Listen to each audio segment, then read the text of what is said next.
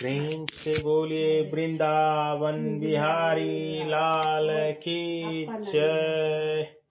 जय जय श्री राधे, जय जय श्री राधे।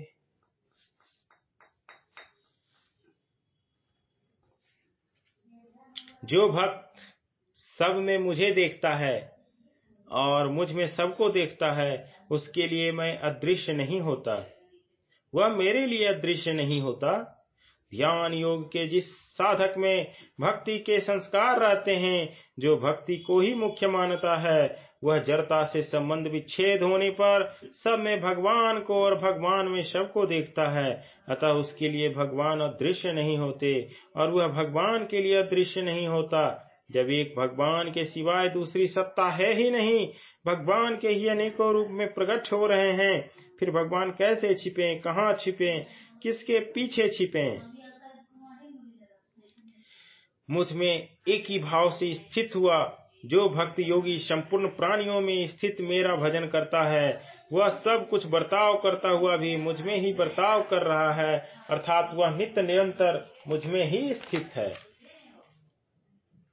भगवान का भक्त अपने शरीर के सहित संपूर्ण संसार को भगवान का ही स्वरूप समझता है, इसलिए वह नित्य निरंतर भगवान में ही रहता है और भगवान में ही सब बर्ताव करता है। उसके भाव में ही ये पांचों बातें रहती है। मैं भगवान का हूँ, मैं जहाँ भी रहता हूँ भगवान के दरबार में ही रहता हूँ। मैं जो भी शुभ कार्य करता हूँ भगवान का ही कार्य करता हूँ। मैं शुद्ध सात्विक जो भी पाता हूँ भगवान का ही प्रसाद पाता हूँ और भगवान के दिए प्रसाद से भगवान के ही जनों की सेवा करता हूँ। जैसे गंगा जल से गंगा का पूजन किया जाए, ऐसे ही उस भक्त का बर्ताव भगवान में ही होता है।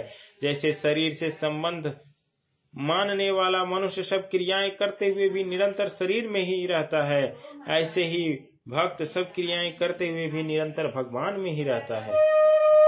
हे अर्जुन, जो भक्त अपने शरीर की उपमा से सब जगह मुझे समान देखता है और सुख अथवा दुख को भी समान देखता है, वह परम योगी माना गया है। जैसे सामान्य मनुष्य अपने को शरीर में देखता है और शरीर के सभी अंगों को सुख पहुंचाने का तथा उनका दुख पीड़ा दूर करने का स्वाभाविक प्रयत्न करता है, वैसे ही सब में भगवान को देखने वाला भक्त सभी प्राणियों को सुख पहुंचाने की तथा उसका दुख दूर करने की स्वाभाविक चेष्टा करता है। ऐसा करने में उसके भीतर किंचित मात्र भी अभिमान नहीं होता।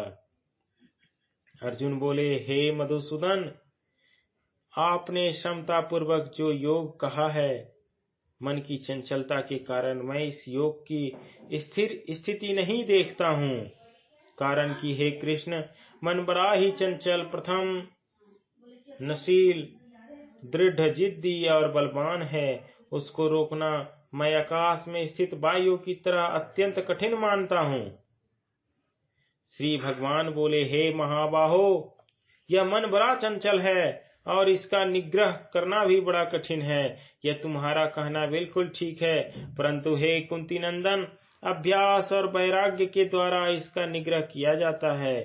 अर्जुन 2 श्लोकों में प्रश्न किया और भगवान ने आधे श्लोक में ही इसका उत्तर दिया। इससे सिद्ध होता है कि भगवान ने मन की एकाग्रता को अधिक महत्व नहीं दिया। जिसका मन पूरा बस में नहीं है, उसके द्वारा योग प्राप्त होना कठिन है, परंतु उपाय पूर्वक यत्न करने वाले तथा बस में किए हुए मानने वाले साधक को योग प्राप्त हो सकता है, ऐसा मेरा मत है। अर्जुन के ध्यान योग के सिद्ध होने में मन की चंचलता को बाधक मान लिया। वास्तव में मन की चंचलता उतनी बाधक नहीं है जितना मन का बस में होना बाधक है। पतिव्रता स्त्री मन को एकाग्र नहीं करती, प्रत्युत मन को वश में रखती है। मन एकाग्र होने से अंतःकरण में स्थित राग के कारण सिद्धियां आती है, जिससे जड़ता के साथ संबंध बना रहता है। दूसरी बात, मन को एकाग्र करने के लिए अभ्यास आवश्यक है, जो जड़ता की सहायता के बिना संभव नहीं है। तीसरी बात, एकाग्र होने पर मन कुछ समय के लिए तो निरुद्ध हो जाता है, जिससे फिर व्युत्थान हो जाता है, यह व्युत्थान जड़ता से संबंध होने के कारण ही होता है। तात्पर्य है कि मन एकाग्र होने से जड़ता में संबंध विच्छेद नहीं होता, परंतु राग का नाश होने पर जड़ता से संबंध विच्छेद हो जाता है। इसलिए भगवान के मत में मन की एकाग्रता का महत्व नहीं है, परंतु राग रहित होने का महत्व है। मन को बस में अर्थात शुद्ध करने के दो उपाय हैं, कहीं भी राग द्वेष ना होना और सब में भगवान को देखना। जब तक साधक के भीतर राग द्वेष रहते हैं, तब तक वह सब में भगवान को नहीं देख पाता। जब तक साधक सब में भगवान को नहीं देखता, तब तक मन सर्वथा बस में नहीं होता। कारण कि जब तक साधक की दृष्टि में एक भगवान के सिवाय दूसरी सत्ता की मान्यता रहती है, तब तक मन का सर्वथा निरोध नहीं हो सकता। अर्जुन बोले, हे कृष्ण, जिसकी साधना में श्रद्धा है पर जिसका प्रयत्न शिथिल है, वह अंत समय में अगर योग से विचलित हो जाए तो वह योग सिद्धि को प्राप्त न करके किस गति को चला जाता है। हे महाबाहो, संसार के आश्रय से रहित और परमात्मा प्राप्ति के मार्ग में मोहित अर्थात विचलित, इस तरह दोनों ओर से भ्रष्ट हुआ साधक क्या छिन्न भिन्न बादल की तरह नष्ट तो नहीं हो जाता। हे कृष्ण, मेरे इस संदेह को सर्वथा छेदन करने के लिए आप ही योग्य हैं, क्योंकि संशय का छेदन करने वाला आपके सिवाय दूसरा कोई नहीं हो सकता। श्री भगवान बोले, हे पृथानंदन, उसका ना तो इस लोक में और ना प्रलोक में ही विनाश होता है, क्योंकि हे प्यारे, कल्याणकारी काम करने वाला कोई भी मनुष्य दुर्गति को नहीं जाता। जैसे कोई बद्रीनाथ की यात्रा पर निकले तो वह रात होते होते जहाँ तक पहुँच चुका है, प्रातः काल उठने के बाद वह वहीं से यात्रा प्रारंभ करता है। रात को सोने पर जब वह वापस अपने घर नहीं पहुँच पाता, ऐसे ही ध्यान योगी जिस स्थिति तक पहुँच चुका है, मरने पर वह उस स्थिति से नीचे नहीं गिरता, उसका किया हुआ साधन नष्ट नहीं होता। कारण यह है कि उसका उद्देश्य अपने कल्याण का बन चुका है। वह अब दुर्गति में नहीं जा सकता। इसलिए परमात्मा प्राप्ति के मार्ग में निराश होने का कोई स्थान नहीं है। वह योग भ्रष्ट पुण्य कर्म करने वालों के लोकों को प्राप्त होकर और वहां बहुत वर्षों तक रहकर फिर भी युद्ध ममता रहित श्रीमानों के घर में जन्म लेता है। समझ लो, अगर इस जन्म में आप पुण्य कर रहे हैं और अगर मृत्यु हो जाती है, आप योगी सिद्ध योगी नहीं हुए और मृत्यु हो जाती है, तो ऐसा नहीं है कि आप अगले जन्म में इसका फल नहीं मिलेगा।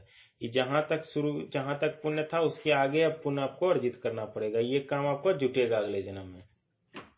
तो जैसे कि बताए भगवान कि अगर बद्रीनाथ की यात्रा पर निकलते हो तो रात में रुक जाते हो, चलते चलते थक जाते हो, रात में रुकते हो, तो अगले दिन जब तुम प्रारंभ करते हो तो वहीं से प्रारंभ करते हो।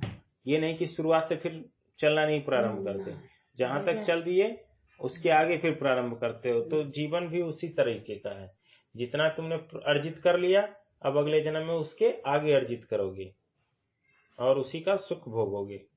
प्रेम से बोलिए वृंदावन बिहारी लाल की जय। जय जय श्री राधे, जय जय श्री राधे।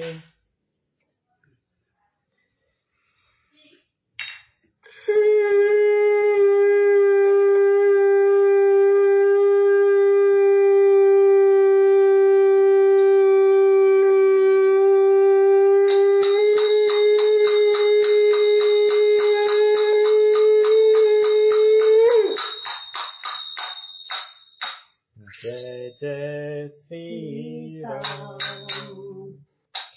जय सीताराम सीताराम सीताराम, जय सीताराम, जय सीताराम सीताराम सीताराम, जय सीताराम, जय सीताराम सीताराम सीताराम, जय सीताराम, जय सीताराम सीताराम सीताराम, जय सीताराम, जय जय सिया राम, जय जय हनुमान, जय सिया राम, जय जय हनुमान,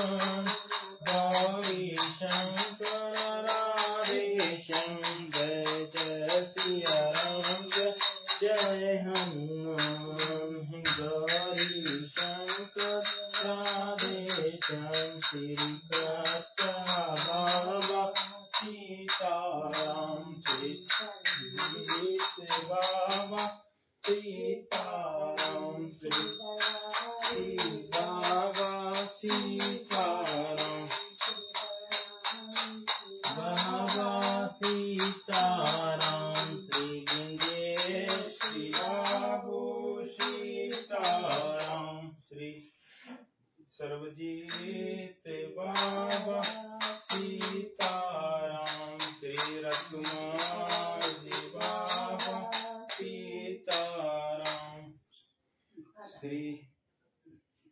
श्री विंध्य श्री बाबू सीताराम। जय जय श्री राम, जय जय हनुमान, गौरी शंकर राधे श्याम। प्रेम से बोलिए सब संतन की जय, सब भक्तन की जय, सब देवी देवता की जय, महारानी स्थान की जय, जगदम्बा माता की जय, माँ बाला त्रिपुर सुंदरी की जय, अशोक धाम की जय, महावीर स्थान की जय, नरसिंह भगवान की जय, पहाड़ी बाबा की जय। जय जय सीताराम। हर हर महादेव शंभो काशी विश्वनाथ गंगे बाबा वैद्यनाथ की जय। रहे न संकट रहे न भय, सदा रहो निर्भय निर्भय निर्भय।